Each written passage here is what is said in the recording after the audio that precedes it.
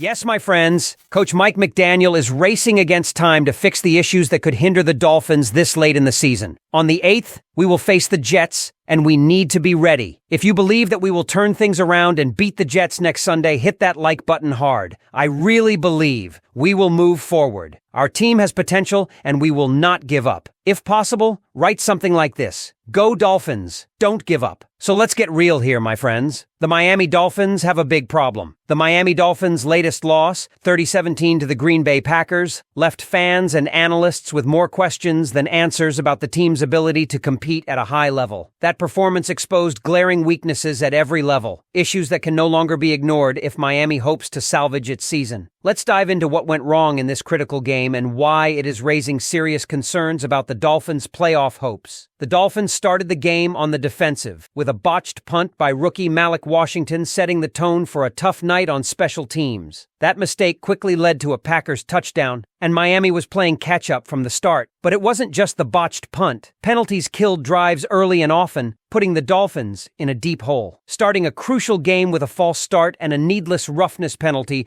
only added to the team's uphill struggle. On offense, the Dolphins struggled to establish any rhythm, particularly in the run game. Miami managed just 39 rushing yards, a stark contrast to teams that have consistently beaten Green Bay this season by dominating on the ground. Coach Mike McDaniel's play calling came under heavy scrutiny, especially his decision to use smaller running backs in high-leverage situations rather than activating a power back like Jeff Wilson. The choice to exclude Tyreek Hill from critical plays, including a pivotal 4th and goal in the fourth quarter, raised even more eyebrows. Despite the criticism, quarterback Tua Tagovailoa was not the primary culprit. Tua threw for nearly 300 yards and a touchdown, even as his offensive line crumbled, allowing 5 sacks and 16 total pressures. Critics claiming Tua's stats were garbage time numbers don't tell the whole story. He had amassed 205 passing yards and was poised to make it a one-score game before a costly sack late in the fourth quarter. Tua's lone rough patch came in the second quarter when he missed a few key throws, but overall, his performance was strong enough to keep Miami competitive. The offensive line's struggles were impossible to ignore. Even reliable veteran Terron Armstead had a rare off night, while others, like Liam Eichenberg and Kendall Lamb, allowed consistent pressure. Without Isaiah Wynn, the interior line was completely overmatched, and the lack of push in the run game left Miami one-dimensional. This imbalance is becoming a recurring issue, one that could derail the team's playoff aspirations. Defensively, the Dolphins fared no better. The Packers' offensive line dominated Miami in the trenches, paving the way for 174 yards after contact and 132 yards after missed tackles, a staggering total that highlights Miami's defensive deficiencies. The secondary, including Jalen Ramsey, had its struggles, with players like Storm Duck getting repeatedly targeted and beaten. Green Bay quarterback Jordan Love finished with 274 passing yards, but only 100 of those were pure passing yards. The rest came after the catch, exposing Miami's inability to tackle in space. The front seven was equally ineffective. Despite investing heavily in players like Bradley Chubb and Jalen Phillips,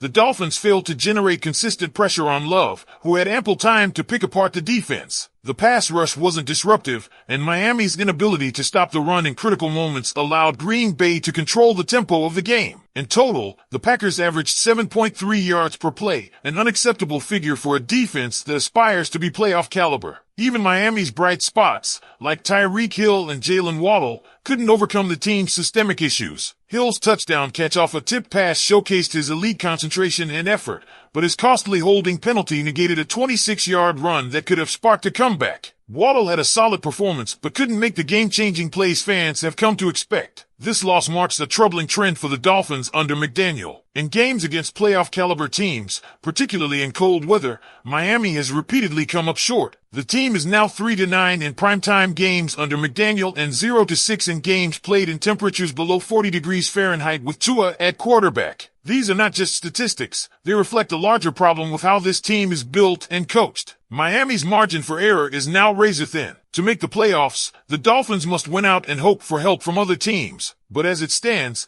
this team's inability to execute in high-pressure situations, combined with glaring weaknesses on both sides of the ball, raises serious doubts about their postseason viability. What do you think, Dolphins fans? Are these issues fixable, or is this season already a lost cause? Let me know your thoughts below. The Dolphins' ongoing struggles also shine a spotlight on the coaching staff, particularly Mike McDaniel. While McDaniel's offensive creativity has been praised in the past, this game exposed some critical flaws in his decision-making and adaptability. The reluctance to adjust the game plan midstream, especially when it was clear that Green Bay was exploiting Miami's weaknesses, was glaring. Fans are beginning to question whether McDaniel can make the necessary in-game adjustments to outsmart quality opponents when it matters most. One example of this stubbornness was the continued reliance on the passing game despite the offensive line's inability to protect Tua Tagovailoa effectively. In a situation where establishing the run could have eased the pressure on Tua and opened up play-action opportunities, McDaniel's insistence on sticking to his script backfired. The decision to keep Jeff Wilson inactive, given his ability to break tackles and grind out tough yards, now seems puzzling in hindsight. Defensive coordinator Vic Fangio is not immune to criticism either. His scheme,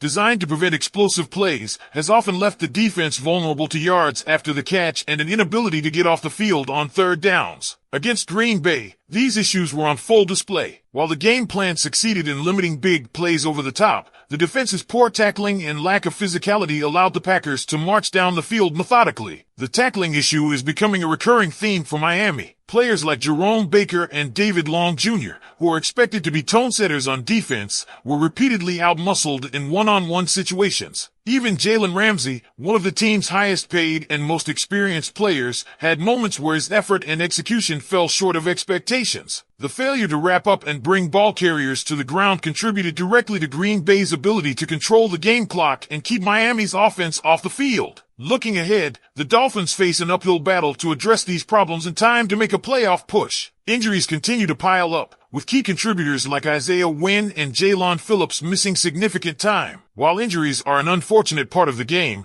the team's lack of depth in certain areas, particularly along the offensive and defensive lines, has been exposed. This raises questions about the Dolphins' roster construction and whether General Manager Chris Grier has done enough to build a team capable of competing deep into the postseason. Even more concerning is the mental and emotional state of this team. After such a deflating loss, the Dolphins' ability to rebound and maintain focus will be tested like never before. Tua Tagovailoa, who has often been the target of criticism for his performances in high-pressure situations, now has an opportunity to prove his doubters wrong. However, he cannot do it alone. It will take a collective effort from the coaching staff, the defense, and the offensive line to turn things around and prove that this team belongs in the playoff conversation. The road ahead doesn't get any easier. Miami's remaining schedule includes tough divisional matchups and a final stretch where every game is essentially a must-win. If the Dolphins can't clean up their execution and find a way to play complementary football, their playoff hopes could slip away entirely. And for a team that entered the season with such high expectations, anything short of a postseason berth would be seen as a massive failure. Dolphins fans, the time has come for some honest reflection. Is this team capable of overcoming these glaring flaws and making a serious playoff push? Or are we witnessing yet another season of unfulfilled potential? The answers will reveal themselves in the weeks to come, but one thing is certain, the margin for error has disappeared. Let us know your thoughts below. What needs to change for Miami to salvage its season, and do you believe they can pull it off?